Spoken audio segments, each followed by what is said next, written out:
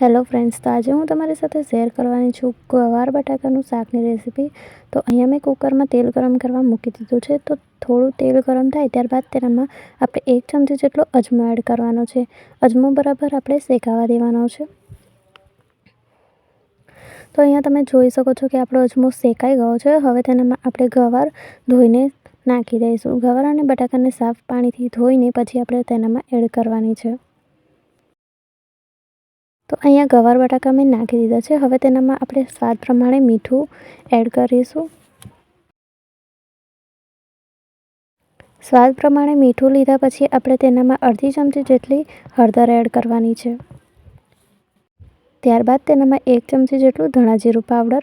હવે તેને મિક્સ કરીને આપણે તેનામાં ટામેટાં નાખીશું. અહીંયા મેં 1 ટામેટું ઝીણું સમારીને લીધેલું છે અને 2 થી 3 લીલા મરચાં લીધેલા છે. હવે પરફેક્ટ બરાબર મિક્સ કરી લઈશું.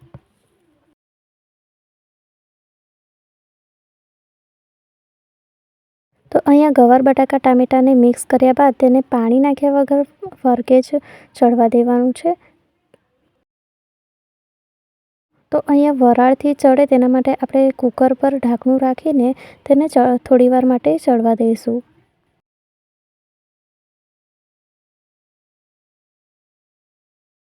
તો અહીંયા 5 થી 10 મિનિટ માટે મેં શાકને થવા દીધું છે. હવે આપણે શાકને જોઈ લઈશું અને તેનામાં મરચું એડ કરીશું. તો અહીંયા સ્વાદ પ્રમાણે જો તમારે તીખું વધારે જોઈતું હોય તો તમે મરચું વધારે એડ કરી શકો છો. અહીંયા મેં 2.5 ચમચી જેટલું મરચું નાખ્યું છે અને મિક્સ કરીને થોડીવાર માટે ચડવા દીધું છે. તો ત્યારબાદ અહીંયા કુકરમાં થોડું પાણી નાખીને 2 સીટી વગાડી લેવાની છે. તો અહીંયા 2 સીટી આવે ત્યાં સુધી આપણે શાકને થવા દઈશું. તો અહીંયા આપણું રેડી છે ગવાર બટાકાનું શાક.